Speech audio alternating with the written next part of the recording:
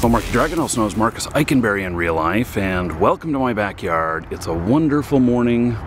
The lake is all clear, and a little bit of fog, a little bit cold actually, but it is December. But what's really strange here is even in December, we still hit 80 degrees every day. Pfft, imagine that. Well, so let's talk about losing a lot of money. And now we talk about things like, taking fraud in PayPal or with credit cards, whatnot. And this story specifically is about what happens if you take a lot of fraud and it goes unchecked.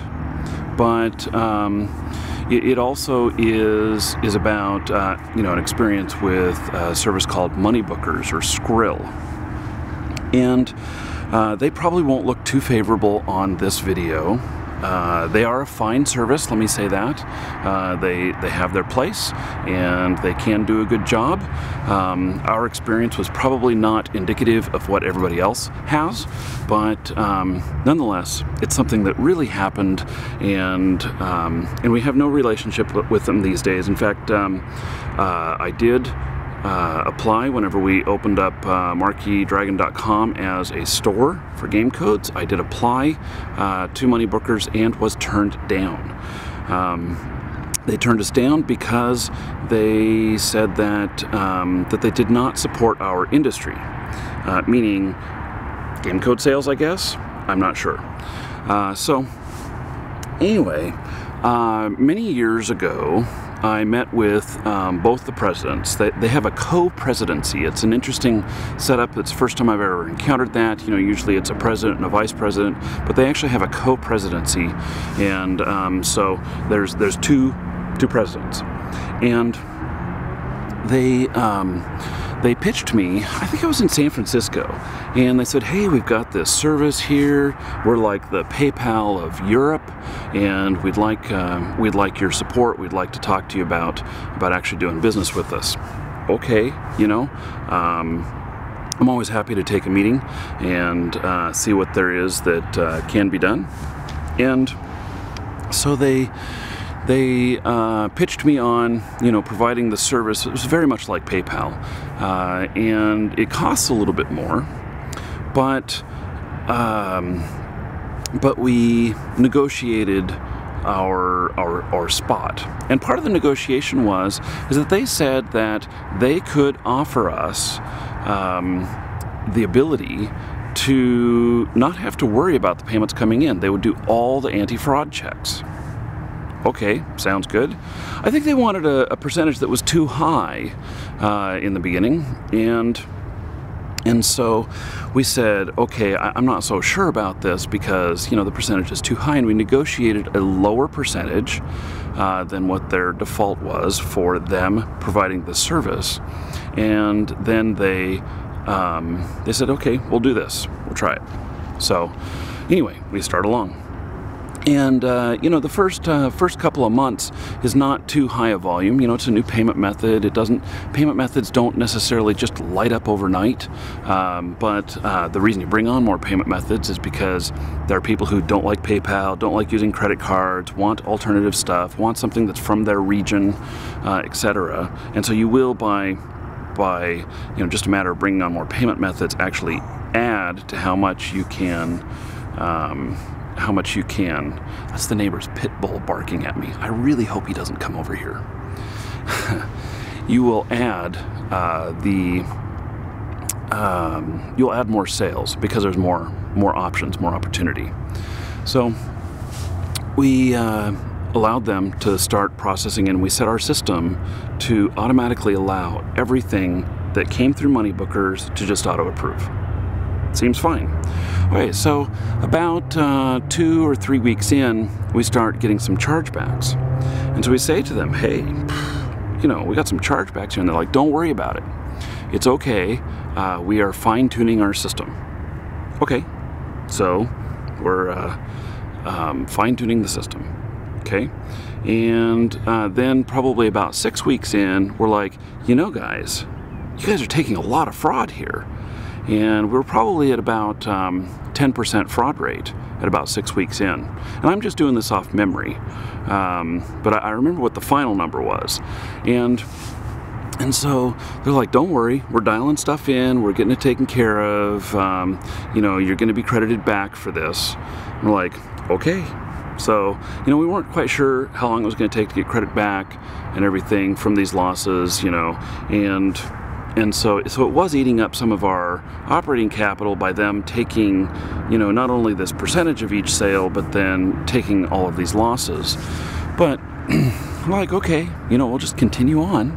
This is what they say they do, and we have to trust them as being an expert in what they do. So we continue on, and at about 4 months in, we're looking at this and we're going, I can't believe how much money is being lost through how many you know, losses they're taking here at Moneybookers for our sales. I mean, it was getting really ridiculous. You know, by this point we were probably in the 30 or 40% range of losses, and you know, we're looking at this going, these guys are dumb, they're crazy. Why would they continue? If they can't get it dialed in, they need to stop. That's what I was thinking. Or they need to just, you know, quit, and we need to do our anti-fraud. So we're talking to, you know, our people within our own company and everything about this, and we talk back with Moneybookers. Moneybookers assures us that they are working out their stuff and it's all fine. Okay, you know, where's our money though?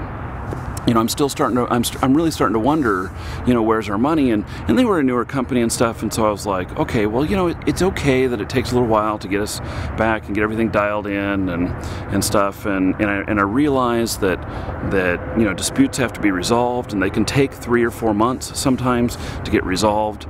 And so, you know, they're not making payments back on the losses because maybe they're not really losses yet. Maybe they're just in process. We've just lost the money because there was a reversal. So we continue on that premise. Well, we are at the 6-month mark. We're insisting on getting some of that money back, and we're at a 50% loss rate. And we're just going, what the hell is going on here?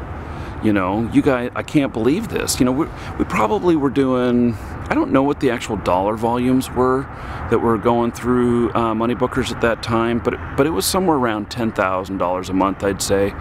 And so we were losing $5,000 a month. And here's what we figured out. We figured out, one, that it was bullshit that they were actually doing this anti-fraud for us. You know, I hate to say that because I think that they're a fine company, but in this instance, the communication was not right. They kept telling us that they were doing these transactions for us and that they were guaranteeing them. But then when it came right down to it, when we started pressing them, going, hey guys, this is nuts. You got to pay up. You know, you got to take care of this. And they then told us that we weren't under that managed plan. And so they weren't going to pay us any of that stuff back, that it was all our responsibility. We were floored. What the hell? With an F. You know, a different word with an F. What the hell is going on here? You know, honestly, how is that we can have such a horrible miscommunication, and that we can be talking with them so often saying, hey, what's going on here? And they keep saying that they're dialing it all in. That tells us that they are working on it. That they're, you know, I don't know where this miscommunication happened, but it definitely happened.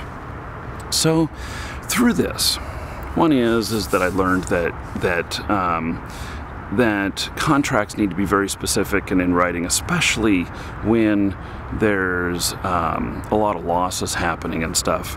And you know, I've always been more of the opinion that we do contracts and stuff that are more on the side of gentleman agreements, and that we don't want to have to enforce anything. And so we try and put ourselves in a place where we don't have to enforce a contract, like to take it to court or something like that. But this is one where I wish I would have had that kind of security with it and everything. We did have a contract with them, and but the contract didn't. It depended on the type of account we had, and So the type of account was set up in their internal systems to where, you know, it had to refer to that, and our account type was not this managed type in their system.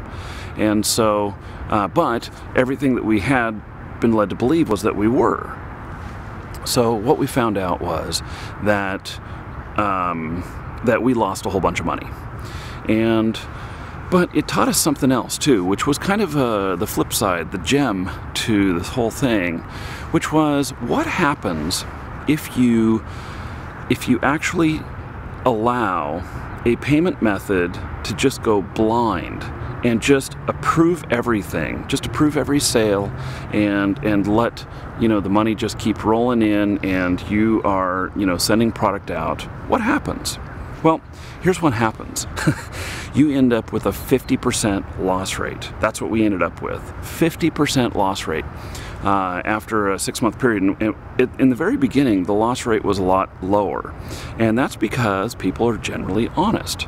Well, later on down the line, what happens is that you get people who get a theft once, and then they say, oh, look at that.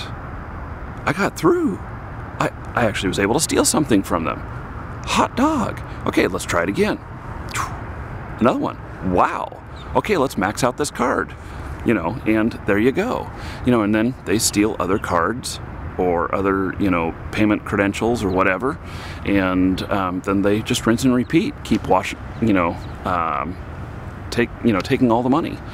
And so while, you know, 99% of the people making purchases on the internet are honest, that 1% that's dishonest, they will, you know, just screw you. They'll take everything.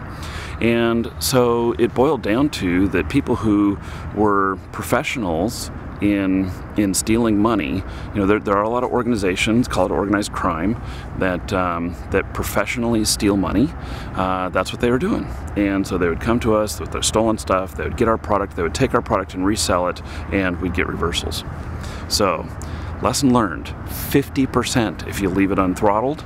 I suppose it could be higher or lower depending on the product, but yeah, it's 50%. Now, if you were to look at like PayPal's policy is that if you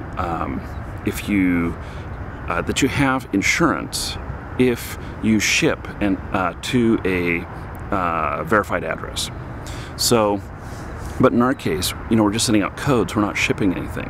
And so, you know, how do you prove that? You don't. But if you were actually shipping items, well, then you would have that insurance, that you don't have to do that anti-fraud, because they say, we guarantee that this will be this, and that they'll, you know, you'll get the payment, and you may end up with the product back or whatever. And there's some other interesting things which I've really never dealt with, because I've never shipped physical products. Well, we tried once, but that didn't work out very well. And so that's just kind of the general standard with that.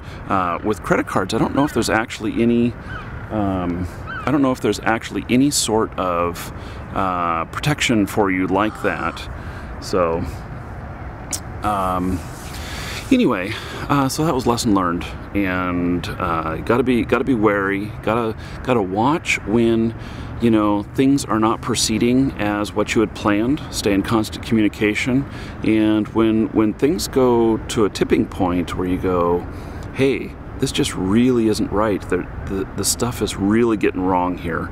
That you go up the food chain. You may piss off whoever you're working with, but you know, you need to nip this stuff in the bud before it happens.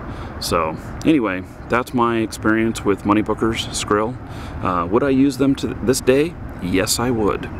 And because they are an important part of payment acceptance for many companies, and there are many customers who would like to use it.